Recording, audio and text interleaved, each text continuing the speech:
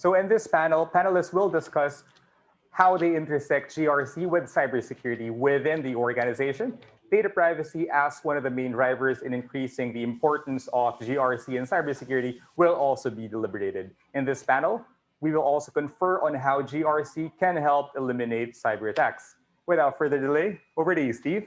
Excellent. Thank you. And it's very good to be here this morning. Let's go ahead and take a seat and we'll just talk a little bit, have a nice little conversation about cybersecurity and how things have been progressing here.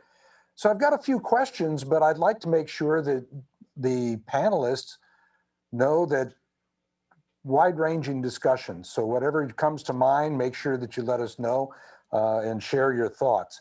But since you're sitting closest, Louis, let me go ahead and start with you if I could. Louis, it seems like you're a good person to start off this discussion.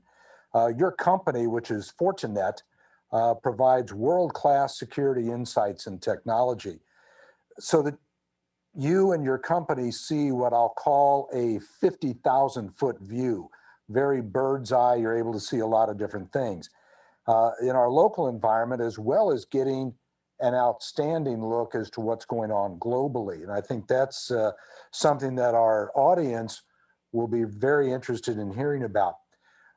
Here in the Philippine context, what does Fortinet and you personally see as maybe the 2 or 3 most difficult security type issues that our companies have had to learn to deal with in this past year of lockdowns and work from home and so on?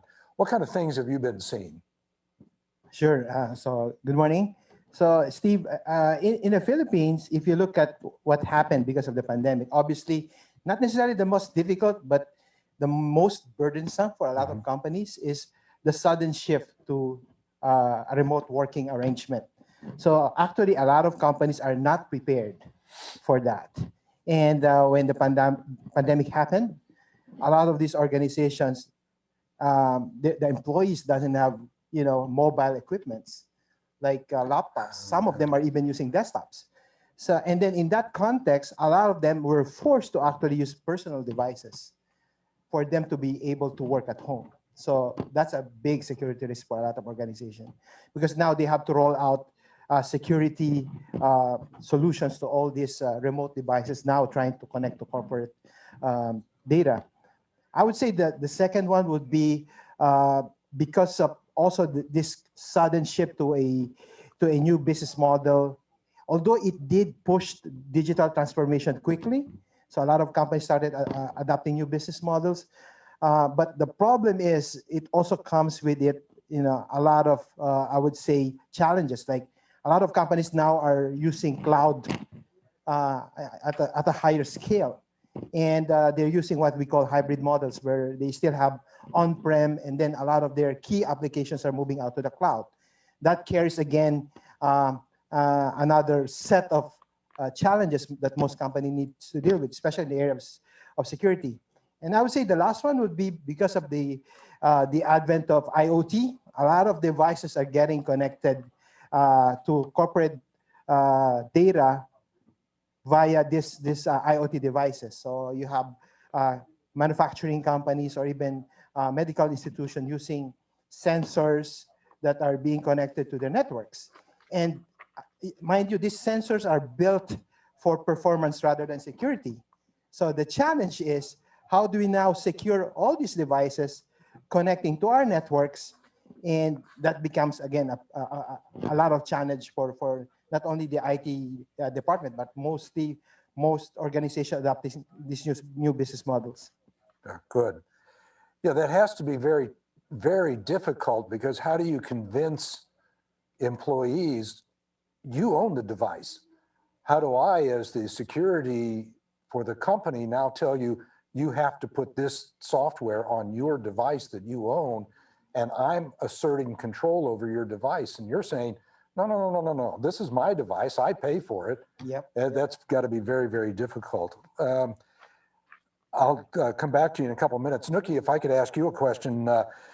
You're the chief technology officer for a life insurance company. The insurance business deals, it's highly face-to-face. You deal with some very, very difficult issues, highly sensitive and private information. Share with us, if you could, some of the high points in your personal and your corporate journey with the remote working. I mean, we talked about a couple of things here already, and maintaining access to the many different records that your staff needs in order to deal with customers, claims, and so on, just to do business. How do you handle that in this age of lockdown and remote working? Oh, thank you, Steve. Just for full disclosure, I am in transit to a new role. Okay. Out of the insurance business, but insurance and life insurance in the Philippines is still face-to-face. So the sales is still done. You invite somebody like Louis to a coffee shop and then do your business. And we had to pivot very quickly to non-face-to-face. Now, the good thing is that FWD invested a lot and early in digital transformation. So we started as early as 2016. And so when we had to pivot to non-face-to-face, so it was easier for us. So it only took us 3 weeks to support a non-face-to-face solution. Of course, we were supported by the regulators.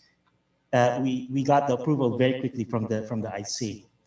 And that allowed our sales force to sell using the tablets. We were already paperless in our sales force, but they were not really abusing that technology yet. So then when COVID happened, so they had to use paperless and then use the medium of Zoom and other channels to be able to sell. So we were only affected for about 45 days. And when we launched the non-face-to-face solution, sales was able to pick up to pre-COVID levels. That's one. The other thing would be same issue with the employees, because though we invested early on digital transformation, the last week of March 16 was frantic for us. Mm-hmm. We had to roll out laptops for many who do not have the laptops. And yes, we had to enforce endpoint security on each and every device. And that was also frantic because we were only given 5 days to roll it out.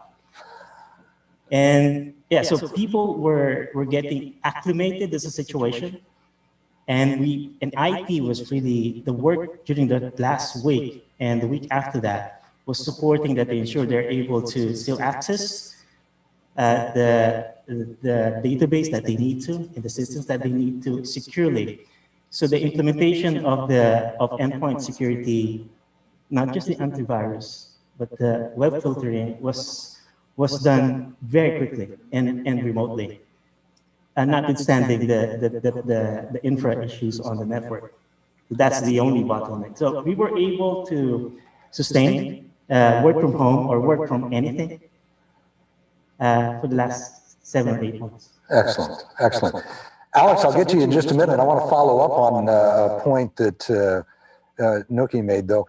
So one of the things that eased the way the company was doing business was the fact that your regulator, the Insurance Commission or the IC, was actually in tune with technology and what needed to be done. And one of the reasons I'm asking that is we hear a lot of people complain about the regulators within the Philippine context, but yours sounds like it was actually doing that. The Insurance Commission was actually pretty strong on technology and the way forward. Oh yeah, that's quite a big advantage for us. So the regulators were very supportive. They just wanted to see that it's secure, that no data will be leaked, and that the endpoints, whatever it is, maybe bring your own device or disaster, is properly secured by an endpoint, as long as you are governed by those principles. Okay, good. I'm very, very glad to hear that then. And it's, Alex, you're the CIO and head of shared services for a company that does work throughout the Philippines, north to south, throughout the region. you're in a unique and a great position to see a wide variety of issues during 2020. But also you're, to me, well placed to be able to see not just what happened right now, but what we have kind of the ships over the horizon, so to speak, that are coming into us. What do you see as the biggest threats that we have coming? If we're in Manila Bay, what threats do you see coming in from the horizon right now as far as the way we're doing business? I think a large part of the pivot that we have to manage is changing people's behaviors. Okay. It's always easy to say that the business has to pivot, right? But for the business to effectively pivot, you have to work. In our case, I work closely with our HR to manage culture change, precisely changing the way our people behave. And I also work with our marketing and sales groups so that we also implement technologies that will change the way our customers behave. So a good example perhaps is, you know, our employees are used to queuing up at the HR department to do requests for HR, you know, sir.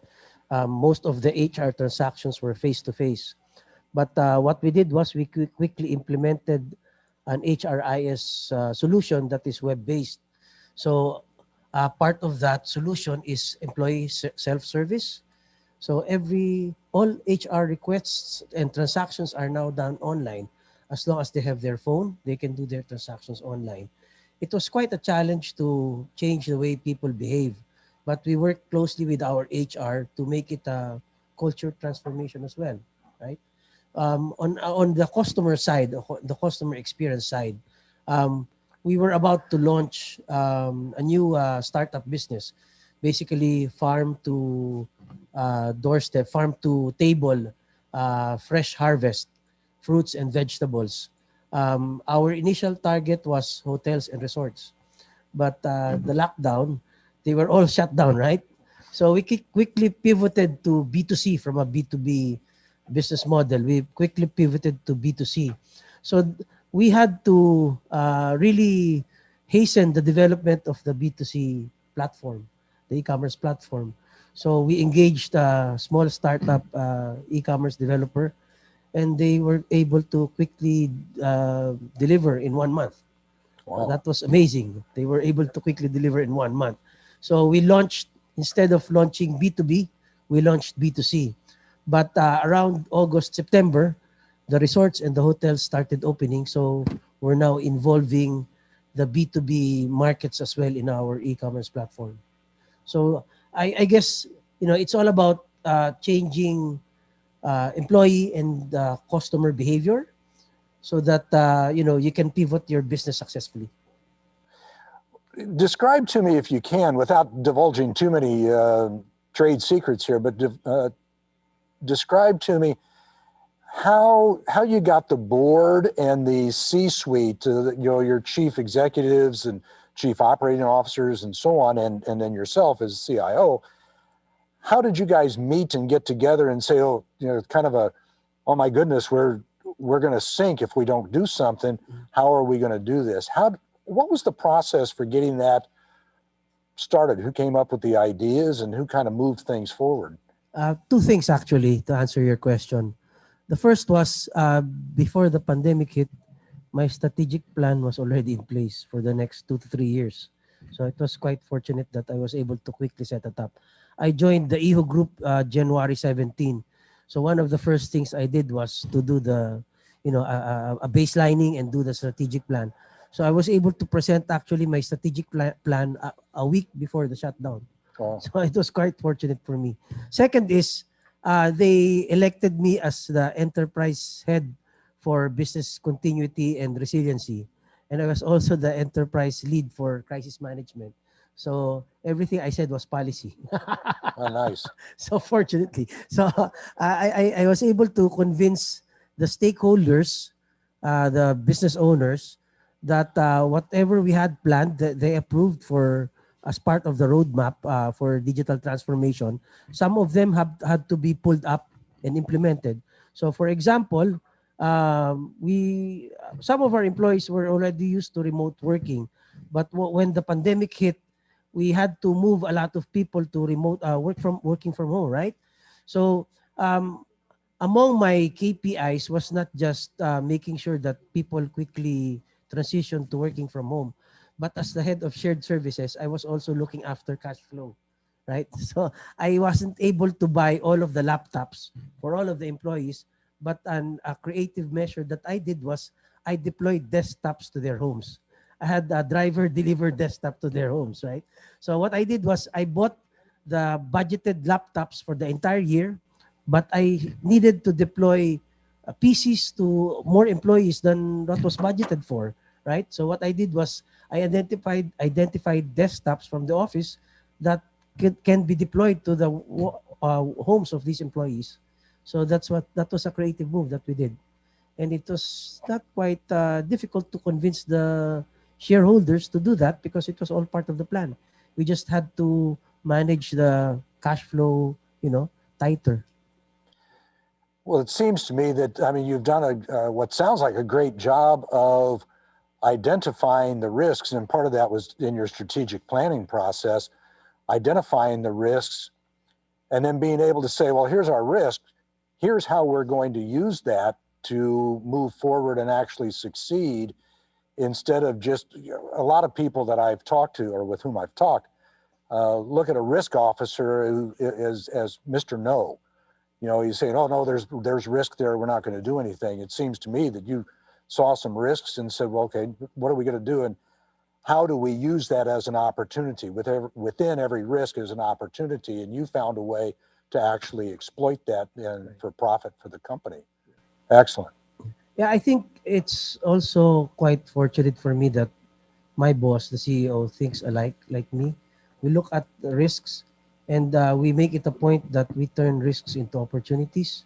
So that's why we were able to pivot the businesses and take Yeah. advantage of those risks. Um, there were also issues around increased cybersecurity awareness. We had to increase their awareness, but we found that people tend to naturally heighten their alert for cybersecurity issues. You know, and including the owners themselves, the shareholders, the board members. There were even instances when they were able to detect potential fraud instead of us catching it, because the fraud was being perpetuated through phishing emails, right? Good. So you don't always catch that using your technology, right? But with the heightened alert that of our employees, our business stakeholders, we were able to mitigate those risks. Excellent. And I'll come back to those points in just a couple of minutes. Let me ask, actually, that lays a good groundwork, Louis, for the question that I want to ask you now.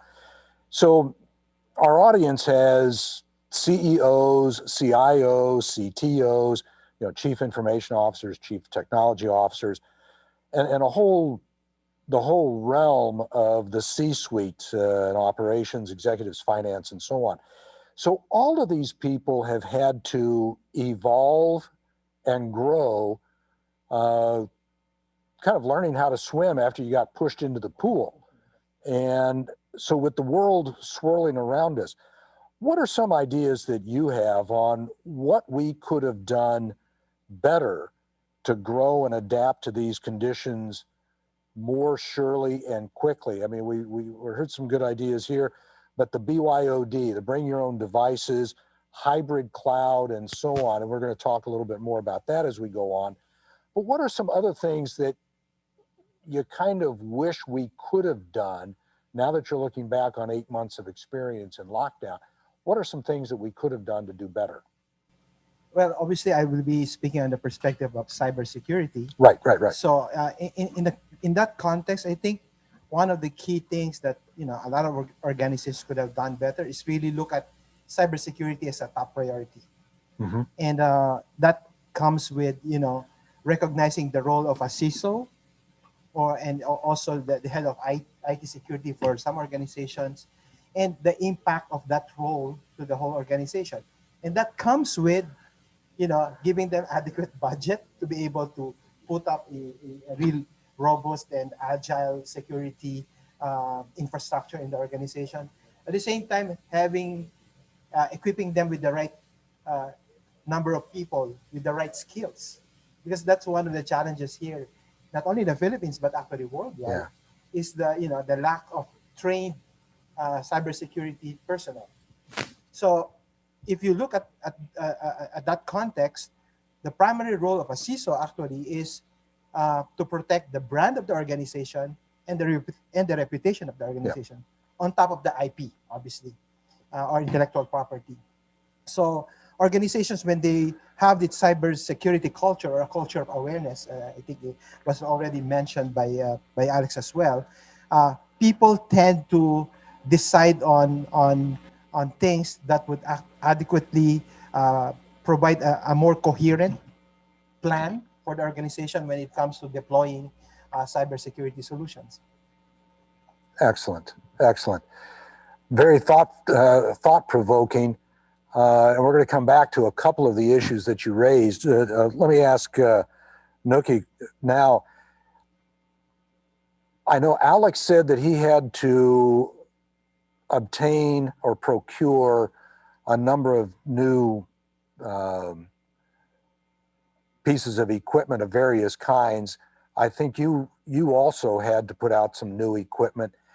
How did you integrate that with the equipment that you already have, though? Here, if you're starting out at a startup, everybody gets, here's your new stuff, and everybody's on the same sheet of music. But when you have existing infrastructure, now you're trying to put in new things. What were some of the challenges, and how did you go about integrating the new with the old? Very interesting question, Steve. Well, before I answer that, I'd like to jump on what Louis mentioned. Please, yeah. On the investment. You'll be pleased to know that the IT budget for, at least for FWD, for IT security solutions is 33%, and that's huge because we have been gung ho on digital transformation, and because of that, we have utilized tools, because similar to the other organizations, we have a very small IT security team, and they are reinforced by solutions, AI, to be able to do more work with just a very small team. Now that investment actually paved the way for us to integrate, because the only thing that you need to have is, if you're working remotely, is a VPN connection. Yeah. Which became a problem for us because we had to procure X number of VPN licenses to be able to support work from home for those who need to connect to the back end. Oh, great. So what I would have preferred is for a pure SaaS solution, or something of that equivalent that would not require VPN, because that would eliminate, of course, the purchase and the installation of these licenses and these solutions in the endpoints, in the workstations, and also on mobile. Because just to note, they can not only just work on their mobile, they can also work on smart devices. They can work on the TV. They can work on the TV as a browser, but you have to secure these endpoints, and that's where those expensive VPN licenses came in. Do the telcos support the VPNs well here? Or a work from home environment at all? Yes, they do. I would say, because I used to work for a telco. Okay. And they have other options now. They have other options. So if you can connect securely using SD-WAN. And those are using existing internet connection to be and securely, as long as you have them implemented in your branches. I'm not sure if you can implement it in your homes though, but as long as you implement it in strategic locations with distancing rules, you can alleviate the VPN issues.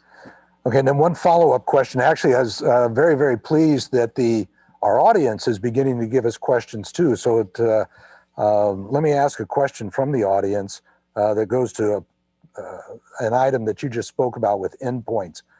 But anybody can chime in. But what forms of security could be applied to an endpoint in this remote work setup, especially those that doesn't use a VPN or a cloud service or infrastructure?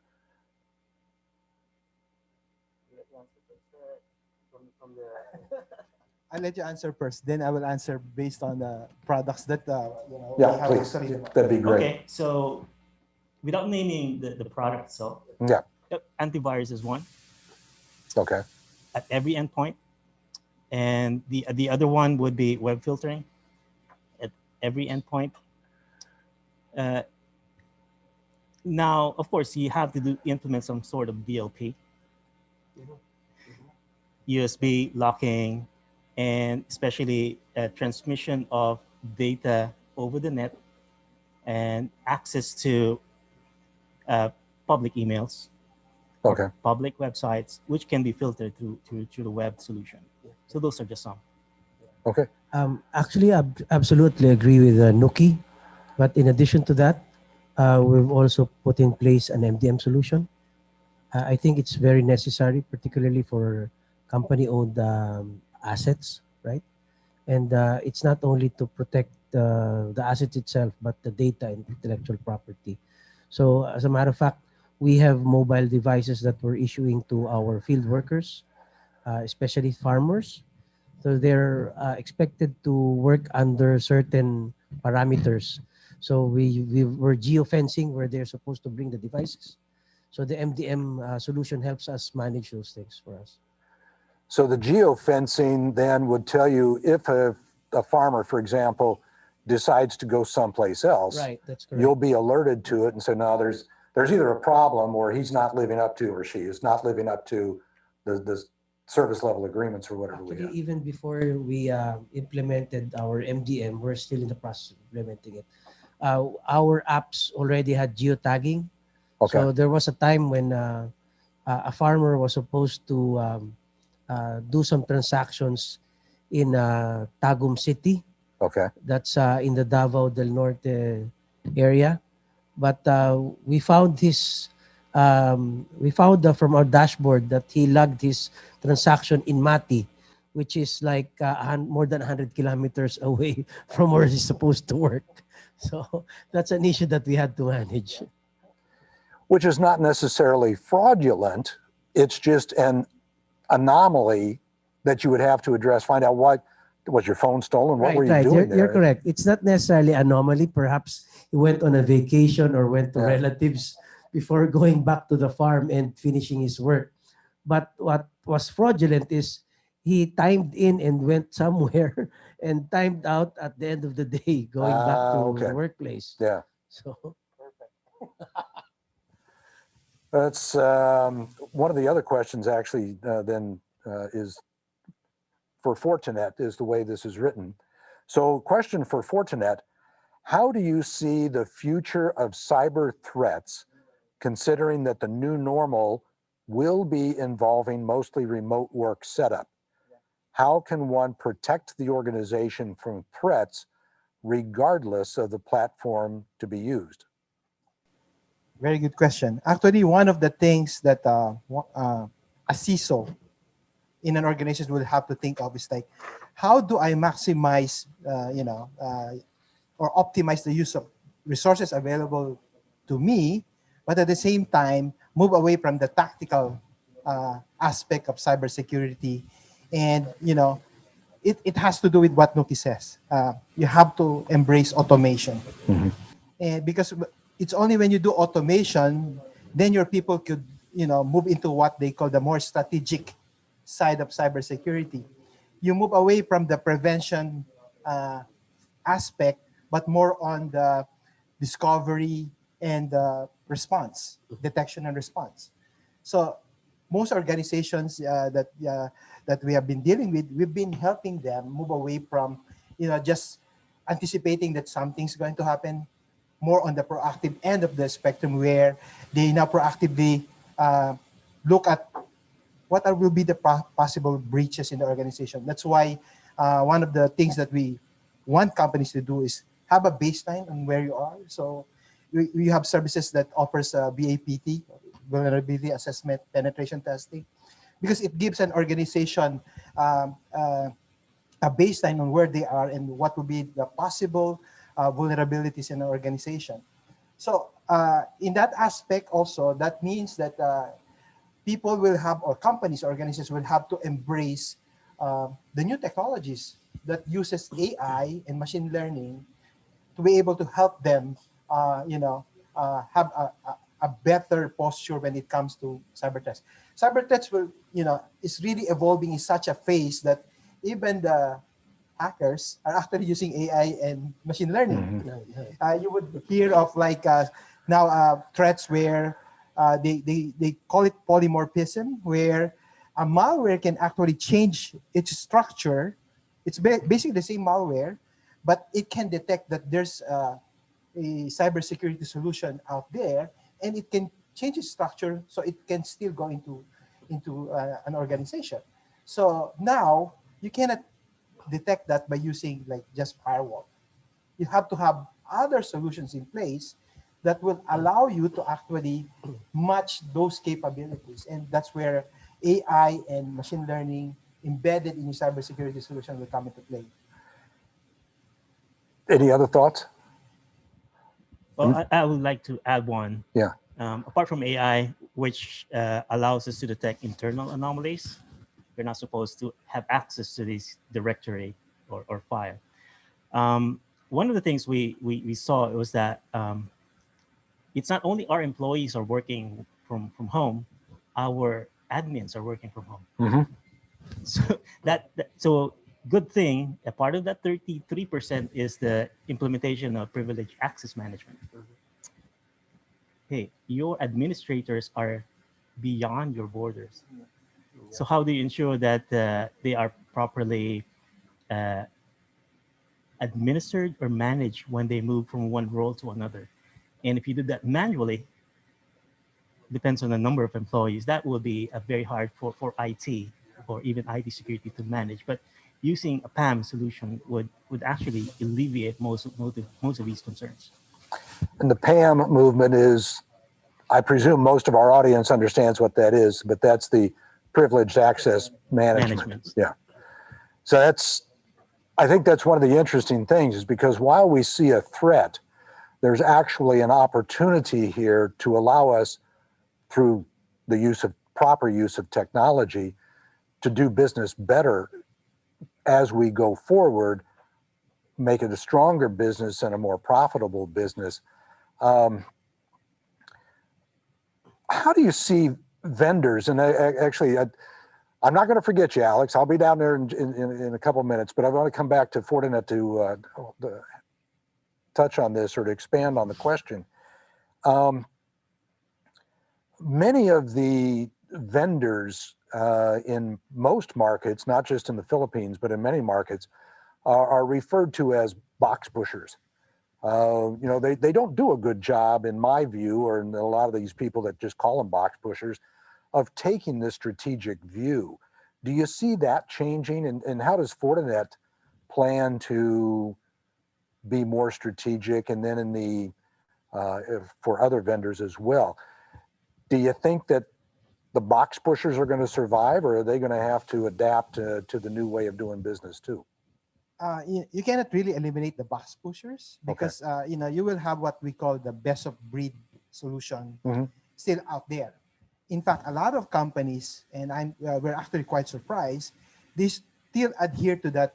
I'm going to buy this particular security solution for this part of my business, another one for this part of business. Actually, that creates a lot of problem for a lot of organizations, because one is you have to ensure that these solutions will work together. That's right. You need to have more skilled people running these specific solutions, compared to, for example, having a single approach where you could have multiple solutions, like what Nuki mentioned. You could have a firewall, and then you can have a sandbox, an SIEM, or a PAM, and you could have them working together and being managed in what they call a single pane of glass. So the way we're doing it in Fortinet is we're actually educating our customers on the possibility of having a solution that can actually work together to make it easier for them to implement a holistic approach in their cybersecurity infrastructure. This actually leads to another question, and any of you can answer this. I mean, I'm really, really think it's very cool to have the three of you guys here talking. It's very, very cool because you do have this, of course, a lifetime of experience, but many members of the C-suite don't have this kind of experience and may not have the CIOs that even have that kind of experience. Are the customers and clients, you mentioned here a couple of minutes ago about, well, I want this, then I want this, I want that to do this, and so on. Do they really know enough to know what boxes to buy if they're buying from just a pure box pusher? Or do they need somebody that can, maybe it's an outside consultant that has the strategic view to say, no, really what you need is this. I'd like to buy a Ferrari. Well, yeah, but Steve, really, a Corolla is just fine for you. Because, or you need actually, no, Steve, you don't need a Ferrari. It looks nice, but what you need is a minivan. Do you see the, what would I want to call it? The maturity level among customers and clients to know what they really need? I can answer a portion of that, Sure. Steve. A quick way is to use Magic Quadrants. Okay. You can subscribe to whatever Magic Quadrants you want, so that you can look at the top players and the emerging players, and then look at the review of which ones are really good at support, or just marketing, or just have been in there for a longer time than others. So that's a quick way for you to benchmark. Good. I don't. Any thoughts? I also refer to the magic quadrant. That's why it's called magic. And to Nuki's point, it depends on the spending appetite of your business stakeholders, right? So when you look at the magic quadrant, you know which players are top notch and which ones are niche players. And if you also marry that that information you get from Magic Quadrant with what you know of your shareholders' spending appetite, then you may be able to make a decision and narrow down which of those players you will choose from. Right? Actually, agree with that, Steve, as well. A lot of my customers, they use Magic Quadrant, and when you talk to them, they normally would consider the leaders, but they also would. From time to time, look at the visionaries, because the visionaries, although they're not the leader, but they are recognized as a visionary because they have this completeness of vision on where the solution is headed. Good. And sometimes these visionaries actually offer better price point than the leaders. Yeah. Okay, good. I think that there will be a time, I don't know when that is, 3 months, 6 months. I read an article, I think it was UBS economists say that COVID and then especially the global pandemic will really curtail in about 6 months or so. That's one of the things that they're saying. If the three of you had the choice, should companies, when the pandemic kind of ends, we don't have to wear the face shields and masks and so on anymore, should companies shift back to the pre-COVID work format, heavily office and the office routines, coming in, sitting in the offices for 8 to 10 hours? Or would you like to see and recommend moving forward and using the pandemic and the lessons we've learned out of that as a springboard to use technology to actually improve the way your businesses deliver for the customers? Let's actually start with you, Alex. What do you think? If you had to give the advice to the rest of the company, would you like to see us continue with remote working? I mean, you're heavily involved in that already. Absolutely. What I would like to continue doing is to have. What I would like to continue seeing is to have all of our employees or most of our employees to continue working from home, right? So even after the pandemic, I would like to see less people in the workplace, because we already have the solutions in place to continue doing that. And at the same time, that provides us some leverage to manage my other KPI, which is, managing my cash flow. So I'll be able to save more on office lease expense. And you're able to actually manage your employees so that their work performance, team play, and all that kind of stuff That's still correct. maintains at a Yeah. very high level. That was one of the challenges we had earlier on during the lockdown period. So since most of the employees were used to working in the premises, in the office, at the workplace, so their supervisors and managers had to really oversee them 8 hours a day, 5 days a week. But working from home, it was difficult monitoring their attendance, not only their attendance, but their performance. So we had to quickly put in place solutions to be able to manage that. And one of the solution is to constantly engage everyone and stay in constant communication with everyone. So having Microsoft Teams and the collaboration tools for Microsoft enabled us to do that. Okay, good. Any other thoughts or anything to add on that? Well, COVID expedited the digital transformation of many Okay. companies. For those who invested early or invested late, they reap the benefits, especially those who went in early. But this abnormal is here to stay. Yeah. The ab will be normal. The ab will be normal. Yeah, So okay. I'm biased because I am advocate of digital transformation for 15 years. I've Excellent. done it for 4 or 5 companies now. And there's going to be more investment on digitization, automation, and a lean workforce, but still working from home, just enabled by technology. I'm excited to hear you say that because that actually leads into 2 additional questions. The title of the presentation was supposed to deal with or deals with GRC, whether it's as a framework, tool, processes, whatever, and how it helps the C-suite in managing cybersecurity. How do you, and you've answered this to some extent, but much more clearly using the words of GRC, are there GRC tools to use to automate and manage cyber, what this person refers to as the cyber kill chain? Or how do we help manage the security issues more clearly aligned with GRC?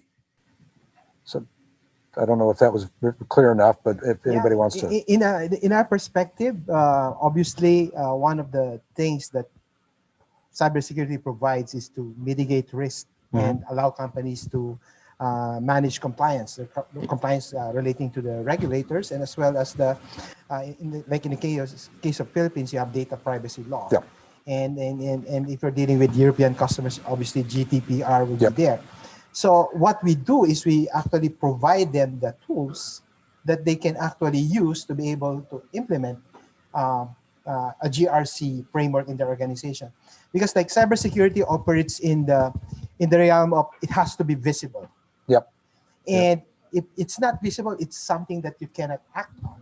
And for you to have that visibility, you would require obviously the tools that vendors like Fortinet are able to provide.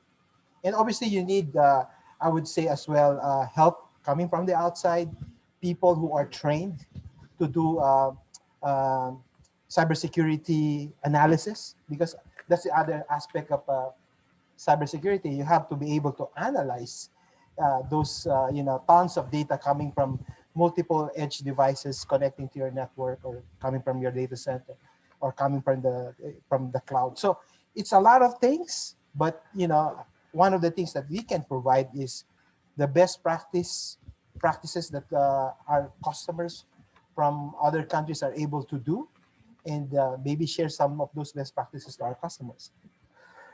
Which is interesting because when you talk about like a GRC framework or idea and mindset, it's not only the Philippines that we need to be concerned with. In a global marketplace and to be globally competitive, you've got to pay attention to what's going on in other places.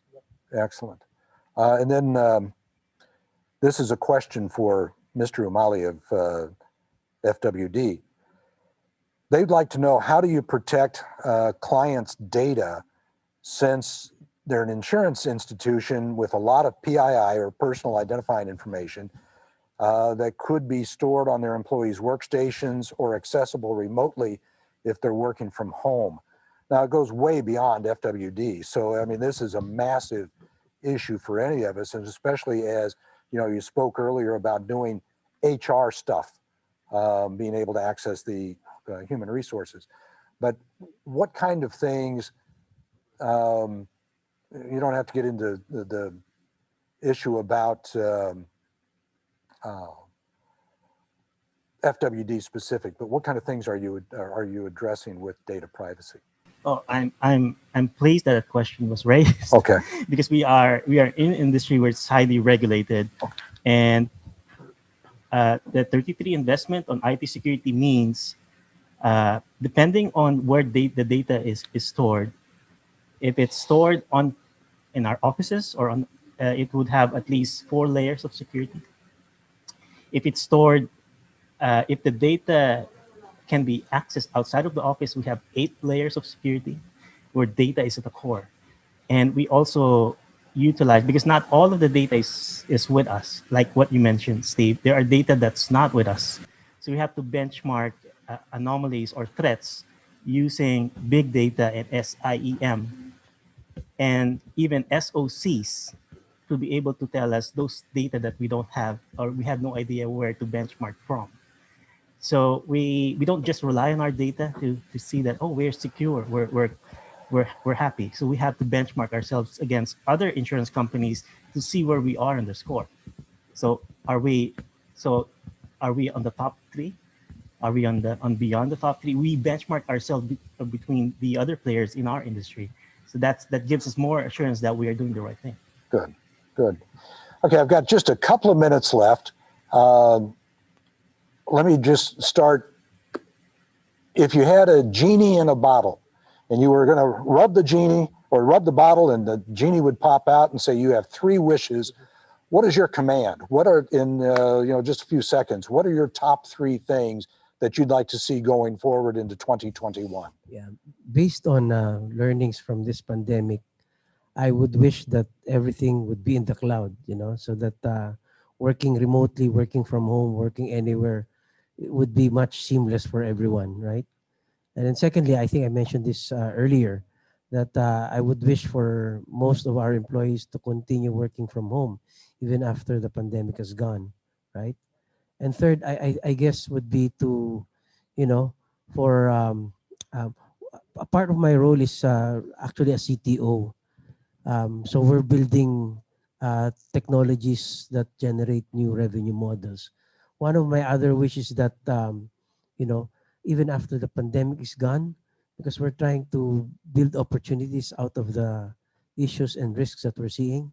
One of my other wishes that even after the pandemic is gone, that we will continue to build these businesses, these new revenue models, and then I wish that they will be profitable for the Iho group of companies.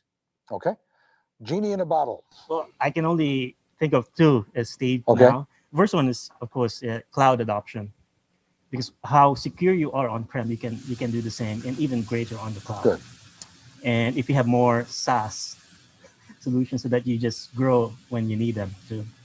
The second one would be, I would have wanted people to be more aware, is regardless of how advanced or how big your investment is in on security, if people would make their password as password, that's no use. Yeah. So awareness and really sticking to what your IT security, your CISO tells you to do, and your bank tells you to do, your insurance company tells you to, please. And that's just my wish. Excellent. Genie in a bottle.